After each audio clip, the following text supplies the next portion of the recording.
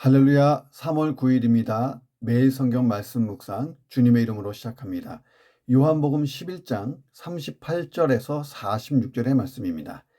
이에 예수께서 다시 속으로 비통히 여기시며 무덤에 가시니 무덤이 굴이라 돌로 막았거늘 예수께서 이르시되 돌을 옮겨 놓으라 하시니 그 죽은 자의 누이 마르다가 이르되 주여 죽은 지가 나흘이 되었음에 벌써 냄새가 나나이다. 예수께서 이르시되 내 말이 내가 믿으면 하나님의 영광을 보리라 하지 아니하였느냐 하시니 돌을 옮겨 놓으니 예수께서 눈을 들어 우러러보시고 이르시되 아버지여 내 말을 들으신 것을 감사하나이다. 항상 내 말을 들으시는 줄을 내가 알았나이다. 그러나 이 말씀 하옵는 것은 둘러선 무리를 위함이니 곧 아버지께서 나를 보내신 것을 그들로 믿게 하려 함이니이다. 이 말씀을 하시고 큰 소리로 나사로야 나오라 부르시니 죽은 자가 수족을 배로 동인 채로 나오는데 그 얼굴은 수건에 쌓였더라. 예수께서 이르시되 풀어놓아 다니게 하라 하시니라. 마리아에게 와서 예수께서 하신 일을 본 많은 유대인이 그를 믿었으나 그 중에 어떤 자는 바리새인들에게 가서 예수께서 하신 일을 알리니라. 아멘. 자, 이 본문을 보면 예수님이 드디어 나사로를 다시 살리신 그 기적을 보도하고 있습니다. 자, 이 내용 가지고 이 본문을 묵상합니다. 첫 번째, 진정한 신앙, 바른 신앙이라는 것은 환경을 보는 것이 아니고 하나님을 보는 것, 환경이 아니라 하나님 보는 것, 이게 바른 신앙이에요. 예수께서 이제 나사로의 무덤으로 가셨습니다. 무덤이 굴이었어요. 돌로 막혀져 있었습니다. 예수님이 돌을 옮겨 놓으라 이렇게 말씀하십니다. 자, 이 말은 무슨 의미를 내포하고 있어요? 죽은 나사로가 살아나는 기적이 일어날 것이라는 거예요. 자, 그런데 그 결정적인 순간에 마르다가 찬물을 끼얹어요. 어떻게 주여 죽은 지가 나흘입니다. 벌써 냄새가 나는데요. 자, 유대인들의 민간 신앙을 보면 사람이 죽으면 영혼이 다시 몸으로 돌아오고자 하는 소망이 있어서 3일 정도를 무덤 주위에서 방황하는데 4일째 되는 때는 떠난다. 이런 민간 신앙이 있었어요.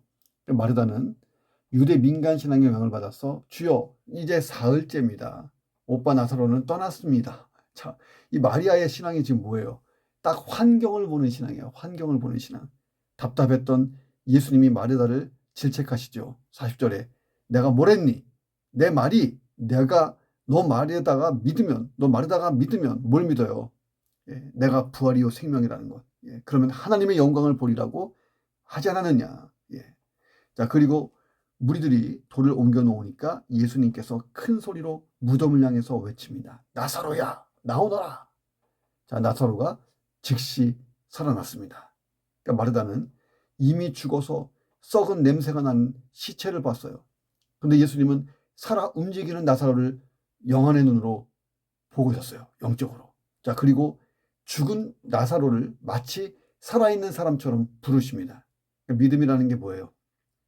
없는 것을 있는 것처럼 부르는 것. 이게 믿음이에요. 자, 그런 믿음은 어떤 믿음입니까? 환경을 보는 신앙이 아니에요. 하나님을 바라보는 신앙. 오늘 나의 시선이 어디에 있나를 보세요. 환경에 있을수록 고통스럽고 괴롭고 염려가 많고 원망 불평 많은 거예요. 자, 그 시선을 하나님께로 고정하는 하루가 되기를 주의 이름으로 축원합니다. 두 번째, 인간의 불신앙이라는 게 오늘 본문에 나오는 나사로의 무덤을 막아놨던 단단한 돌문처럼 참 인간의 불신앙은 안 깨지고 안 열린다는 거예요. 잘 38절 보세요. 이에 예수께서 다시 속으로 비통히 여기시며 무덤에 가시니 무덤이 굴이라 돌로 막았거늘.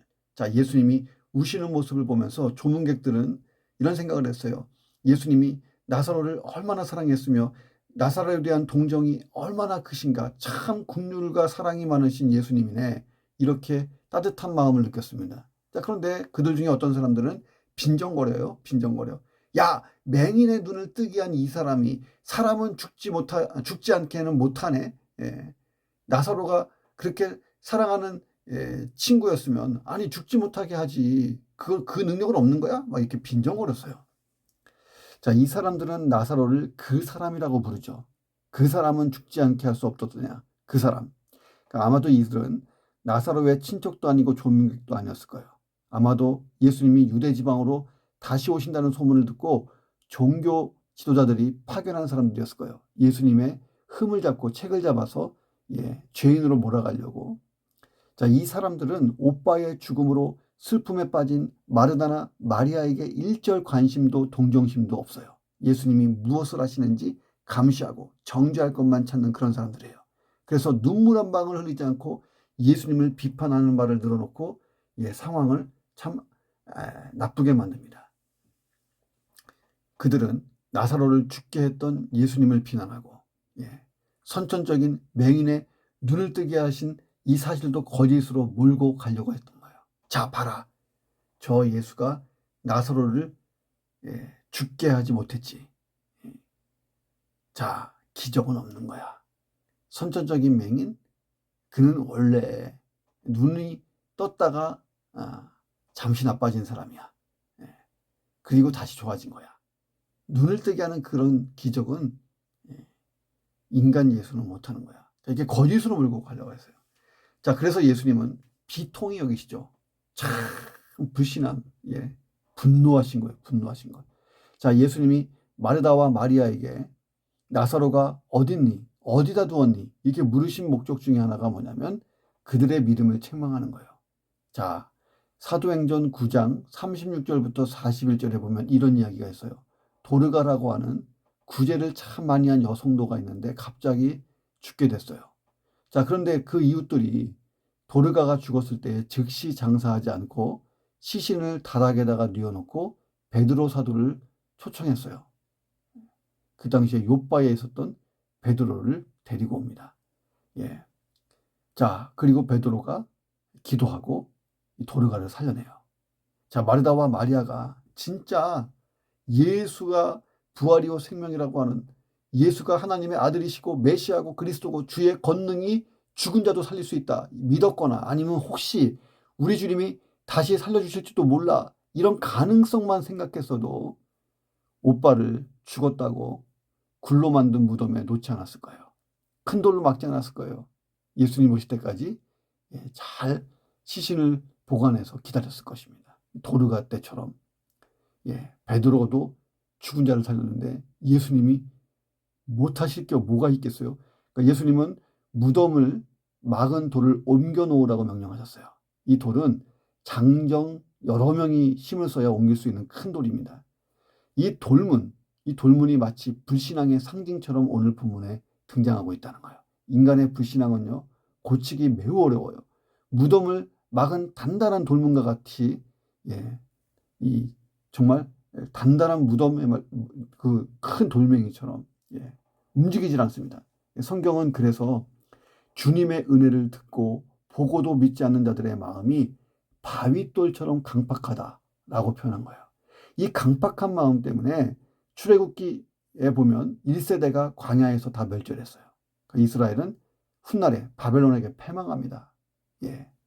그리고 예수님 당시 유대인들 보세요. 하나님이 친히 보내신 그리스도를 믿지 못해요. 십자가 죽음의 길로 내몰았어요. 그리고 예루살렘이 멸망하고 세계 곳곳으로 다 흩어지게 됩니다. 자, 우리가 항상 경계해야 될 게 뭐냐면 불신앙이에요. 주님은 오늘도 믿지 못하고 의심하는 우리에게 말씀하세요. 돌을 옮겨 놓아라. 혹시 내 안에도 이 불신앙의 돌이 있다면 제거해야 돼요.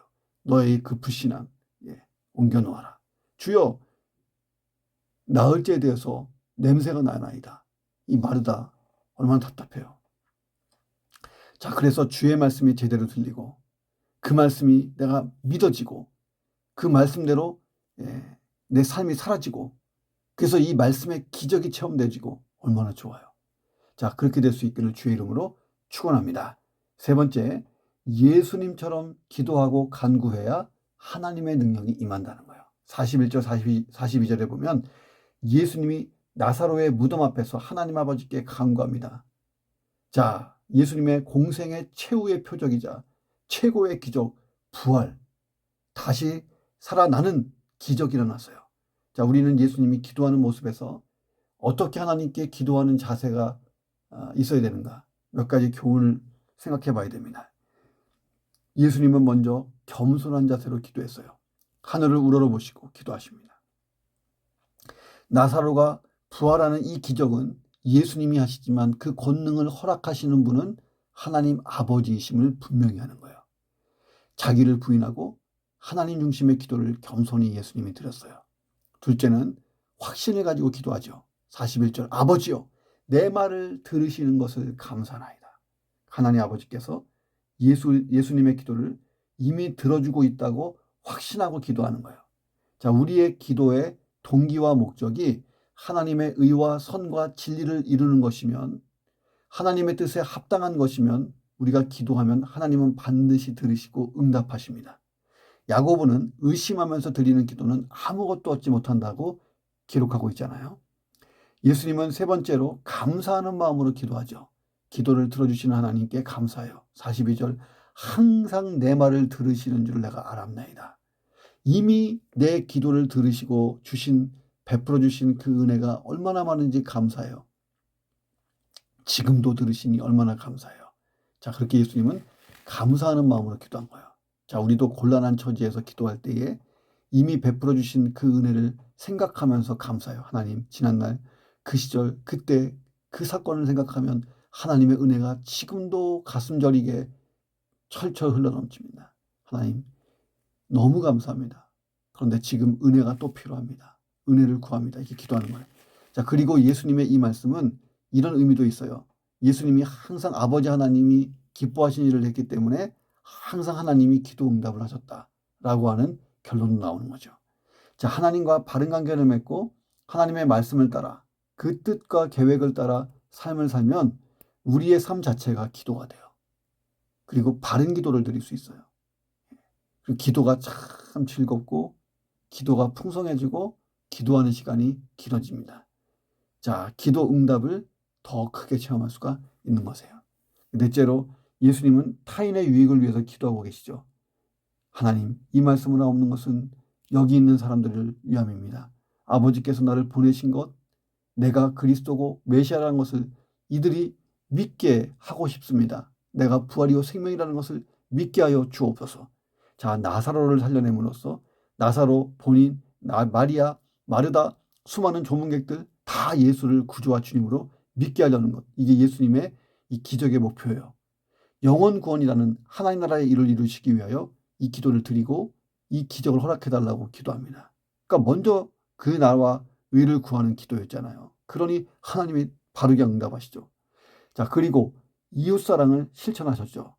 자, 하나님 마음에 꼭 드는 기도니까 바로 응답이 일어난 거예요. 나의 기도에 하나님의 능력이 임하고 하나님의 뜻과 계획을 구하는 기도가 돼서 나와 하나님 사이에 내 마음이 하나님 마음, 하나님 마음이 내 마음, 그 기도의 응답의 역사, 하나님의 능력이 내 삶에 온전히 들어오는 그 놀라운 일들이 일어나기를 주 이름으로 축원합니다. 네 번째, 성도의 마지막은 무덤 속이 아니라는 거예요. 예수님이 큰 소리로 나사로야 나오너라, 마치 늦잠을 자고 있는 자녀들을 깨우는 부모님의 태도 같잖아요. 놀랍게도 예수님의 이 한마디에 죽었던 나사로가 살아 일어나 걸어 나왔어요. 시신을 배로 염했기 때문에 그 얼굴이 배로 가려져 있는 상태로 나와요.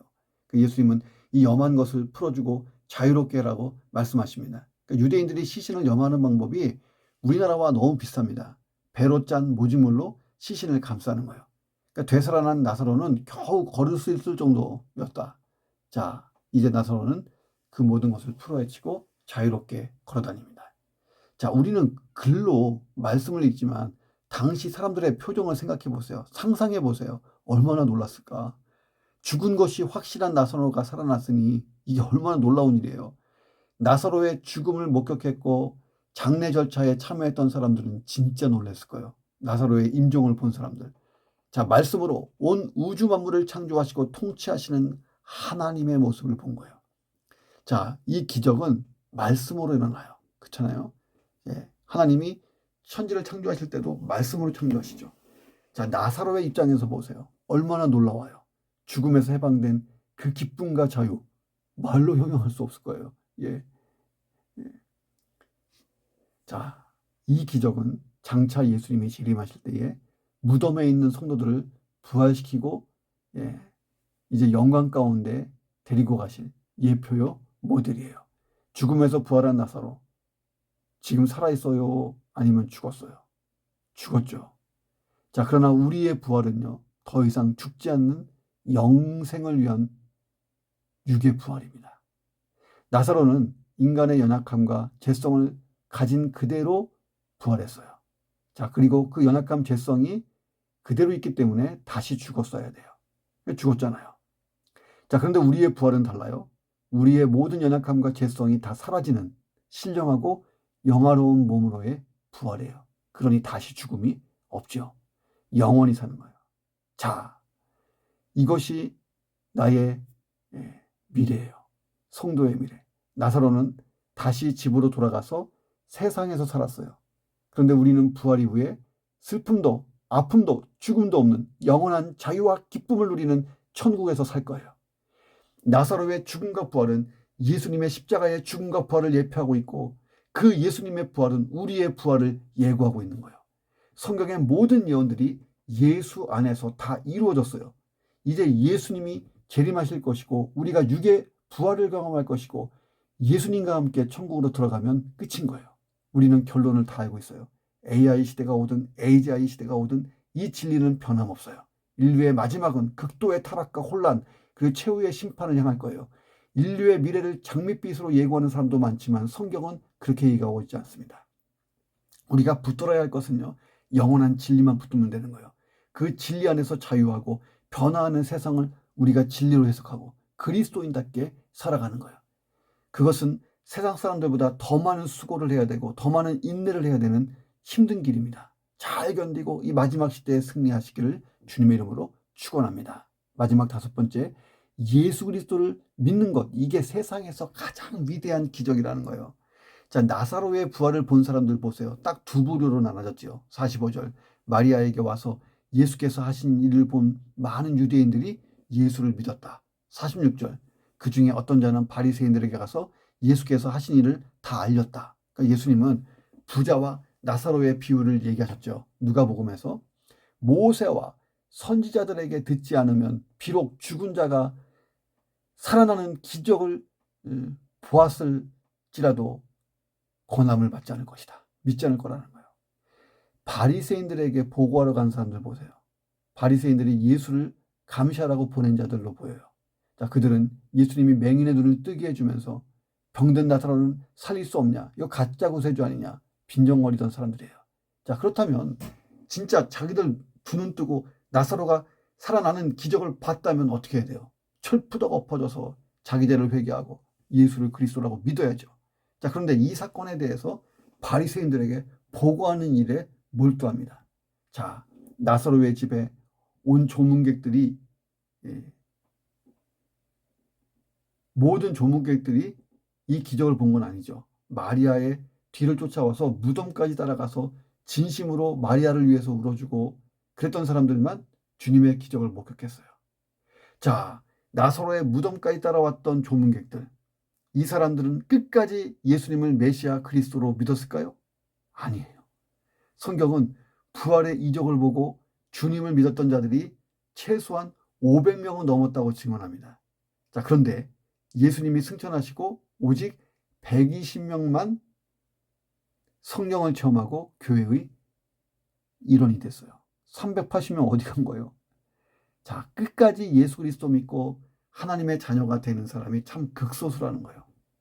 자, 기적을 보면 모두가 예수를 믿을까요? 이미 유대인들의 역사에서 나오잖아요. 성경은 아니라고 대답해요. 그러므로 내가 예수 그리스도를 믿었다는 것은요, 세상에서 가장 위대한 기적이고 하나님의 가장 큰 사랑이시고 가장 큰 은혜를 입은 거예요. 우리는 이 위대한 기적을 체험한 사람이잖아요. 그렇다면 주님 다시 오시는 날까지 이 믿음을 끝까지 잘 간수하시기를 주의 이름으로 축원합니다. 기도하겠습니다. 하나님, 나의 시선을 늘 환경에 둘 때가 많습니다. 하나님께로 내 시선을 옮기고 하나님의 능력, 하나님의 계획, 하나님의 선하신 섭리를 믿고 두렵지 않고 담대하고 강건하게 살게 도와 주옵소서. 내 안에 불신앙의 돌이 있다면 돌을 옮겨 놓으라고 말씀하신 그 주님의 말씀이 들리게 하시고, 말씀을 믿는 믿음이 제대로 작동하고 말씀의 기적을 체험하는 인생 되게 도와 주옵소서. 예수님처럼 하나님의 능력이 임하는 기도가 되기 위하여 항상 겸손히 기도하고 감사하는 마음으로 기도하고 하나님과의 올바른 관계 속에 있으면서 타인의 유익을 기도하는 그런 중보기도자, 그리고 나와 너를 살리는 하나님 그런 축복의 통로, 능력의 통로가 되게 도와 주옵소서. 나사로의 부활이 예수님의 부활이 우리의 부활을 예고합니다. 하나님 부활이요 생명이신 예수님과 함께 천국으로 들어가는 그 성경의 예언을 나의 마지막 타임들을 묵상하며 무섭게 변하는 말세를 두려워하지 않고 그리스도인답게 믿음으로 잘 대처하고 승리하며 살게 도와 주옵소서. 세상에서 가장 위대한 기적 예수 그리스도를 믿은 이 믿음 끝까지 주님 오실 날까지 잘 간직하고 천국에 들어가도록 역사해 주옵소서. 예수 그리스도의 이름으로 기도합니다. 아멘.